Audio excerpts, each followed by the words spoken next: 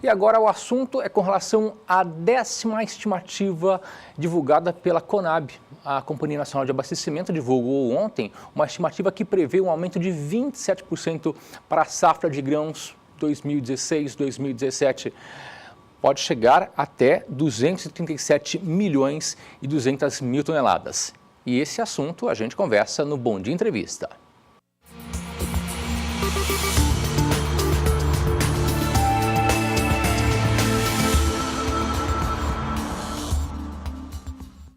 E para falar sobre a safra de grãos, estou aqui com o João Pedro Cuti Dias, analista de agronegócio do SBA.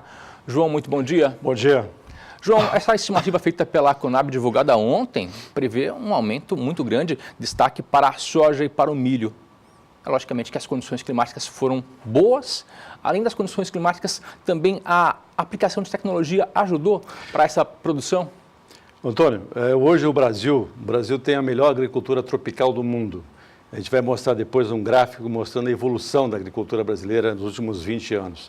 É impressionante a qualidade, hoje a tecnologia que nós estamos usando no campo. Se há um setor da economia brasileira que está na frente em termos de inovação, chama-se o agronegócio. Então, esse resultado soma-se à questão climática, porque o ano anterior foi um ano muito ruim, você teve problemas em várias regiões do Brasil de seca, até no próprio Mato Grosso, que é o campeão nacional de produção de grãos, teve problema. Esse ano não teve, as condições correram bem.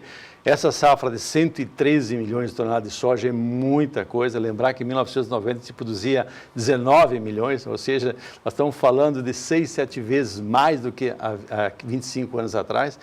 Então, quando você olha isso aí, você vê o seguinte, a cadeia do agronegócio.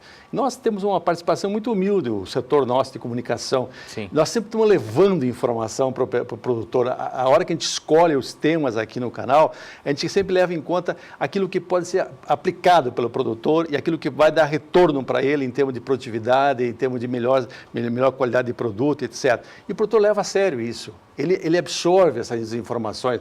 E você tem uma rede de pesquisa no Brasil inteiro, capitaneada pela Embrapa, que infelizmente está sofrendo um problema de sucateamento em função de cortes de orçamento, mas que ele desenvolveu tecnologias, variedades, materiais, a área privada.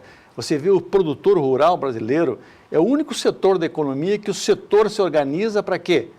Para financiar a pesquisa para ser usado por eles. Você tem hoje em todo o Brasil as chamadas fundações. Aqui no estado temos 2. Mato Grosso tem uma, Goiás tem, Paraná tem. Ou seja, os principais polos de produção do Brasil, o produtor se organizou. Ele fala, bom, eu vou investir, eu vou somar, mas eu quero resultados. Então, isso está acontecendo. E esse número da Conab reflete isso. Hoje nós somos campeões da Série B, viu, Antônio?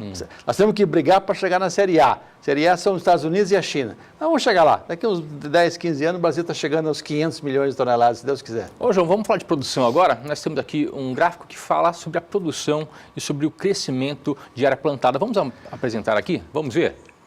Você pode acompanhar aqui a produção de área plantada que cresceu nos últimos 25 anos. Então, você vê aí, nós passamos, a área plantada até que não aumentou muito, não, aumentou 38 milhões para 60, aumentou 22 milhões de hectares, mais ou menos. Agora, você vê a produção, nós passamos de 68 milhões na década de 90 para 235, esse número já está desatualizado. Vamos atualizar novamente ele, já está 235 milhões de toneladas. Já aumentou, já, né? Aumentou. Então, ou seja, isso é a resposta do senhor e da senhora que estão nos assistindo, do trabalho de vocês. Ou seja, esse produtor investiu. Vamos pegar um exemplo maior, que é o milho, que hoje representa quase 45% dessa produção total. Nós éramos importador de milho até 1999.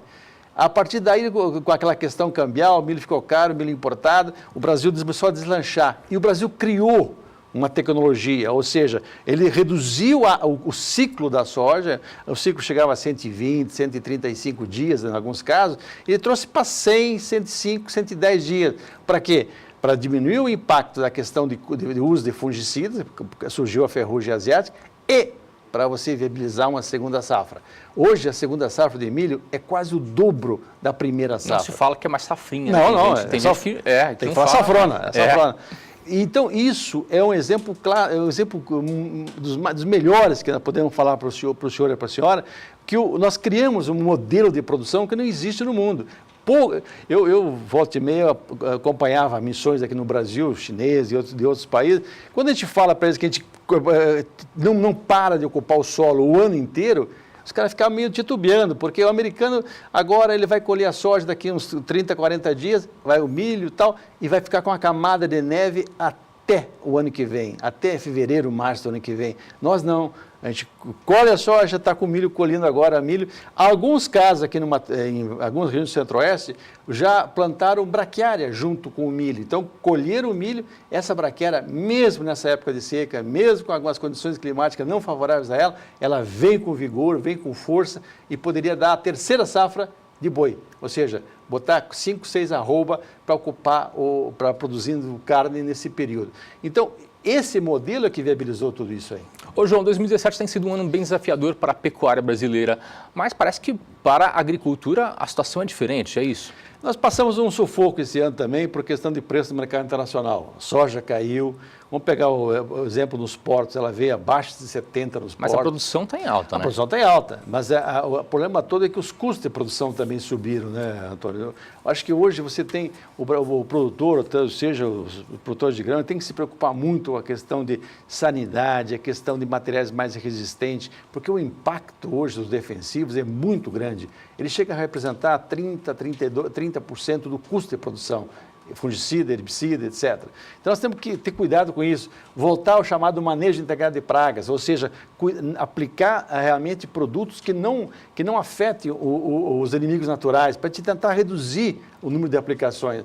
Procurar materiais mais resistentes, especialmente às doenças fúngicas, no caso da soja, ou seja, híbridos de milho que têm maior resistência também à questão de doenças. Ou seja, nós temos que, hoje, o dever de casa do produtor é desenvolver uma agricultura que seja compatível com os períodos de crise. Ele tem que estar preparado, se tiver que vender soja a 70 no porto, 68, ele consiga ter remuneração. E aí tem que reduzir custo. É uma tarefa difícil, mas tem que fazer isso. Simultaneamente a isso, ele tem que brigar na área com o governo, no sentido de que o governo não deixe de ser um atrapalho e passe a ser um vetor, seja um catalisador do processo. Principalmente no quê? Na questão da infraestrutura. Nós temos que ter estradas melhores, nós temos que desenvolver mais as ferrovias, mais as hidrovias. Para quê? Para você ter um frete mais barato, para que você coloque o produto no porto e não seja tão baixo o preço que chegue ao produtor. Ô João, segundo a Conab, né, na 10ª estimativa realizada pela Conab, eles apresentam uma redução na produção de trigo. Houve algum motivo para que houvesse essa redução no trigo? Renda. O pessoal teve problemas sérios de rentabilidade, ele vai trocar. Ele vai botar outras culturas, tipo cevada, canola, depende da região, né? Então, muito produtor deixou de produzir o trigo, seria isso? Produzir trigo. Porque o problema do trigo é o seguinte, o trigo que vem produzindo no Mercosul, ele entra no Brasil sem tributação, sem tarifação. O custo de produção do trigo na Argentina, no Uruguai, é muito menor que o nosso, no Paraguai. Então, o que acontece? Ele compete com o nosso produto. Os moinhos, eles querem comprar trigo importado, por quê? Porque eles pegam um capital de giro a um custo menor, tem um prazo para pagar e tal. E no caso do trigo nacional, eles pagam à vista, o próximo da vista, cash. Então, isso tudo faz com que o trigo importado leve vantagem em relação ao trigo nacional. Agora, nós temos tecnologia, nós temos material genético bom, nós temos condições de produzir. O Rio Grande do Sul, que é o maior produtor, ele e o Paraná disputam, são os dois maiores produtores, ele sofreu com problemas de excesso de chuva na colheita em anos anteriores. Não, foi ano passado, anos anteriores. Isso também espanta um pouco o produtor, porque o produtor gasta muito no trigo, aí chega na hora de colher, começa a chover, aí dá problema de doença, uma série de problemas, e acaba desestimulando. Mas o maior fator mesmo foi a questão de valor. O trigo no mercado mundial estava muito baixo o preço, agora está reagindo. Isso impactou e o trigo nacional acaba tendo paridade com o preço do trigo internacional. João, diante dos números da Conab que foram divulgados ontem, nós estamos num bom caminho para a agricultura? Estamos. O produtor está levando a sério o negócio. 3,9% de aumento de área plantada, isso equivale a 2 milhões de hectares, mais de 2 milhões de hectares. É um número significativo. Ou seja, E a grande revolução que tá ocorrendo no Brasil é a integração agricultura-pecuária. Essa sim, essa vai dar sustentabilidade, vai melhorar de todos os aspectos, tanto do ponto ambiental, do ponto de vista econômico, do ponto de vista social. A hora que você conseguir fazer a integração agricultura-pecuária, você tem um upgrade no teu processo produtivo. Você consegue ter uma produção melhor de grãos, com menor gasto de defensivos, porque o fato de você deixar o pasto em algum momento, você rompe o ciclo das pragas, das doenças, você tem um equilíbrio no financeiro, porque você tem momentos que você tem a safra de gado, outros momentos tem a safra de grãos, você ocupa melhor as tuas máquinas, ocupa melhor a mão de obra da fazenda. Esse vai ser o futuro, a integração. Em algumas regiões próximas onde há mercado para materiais florestais, a integração agricultura, pecuária e floresta é um outro avanço também. Ou seja, o Brasil ele tem todas as condições de fazer aquilo que o nosso ministro Blair Marx está pregando. O Brasil tem que passar de 7% da participação no mercado internacional de alimentos para 10%. Nós temos condições de fazer isso. Temos gente, o senhor e a senhora que estão nos assistindo, tem condições de aumentar a produção e atender tanto nós brasileiros, como atender o mercado mundial carente de alimentos de qualidade, carente que seja feito com produção sustentável, que não seja com agressão ao meio ambiente. Isso nós somos doutores em fazer isso. Perfeito. João, obrigado. Bom trabalho. Até amanhã. Até amanhã, Deus quiser.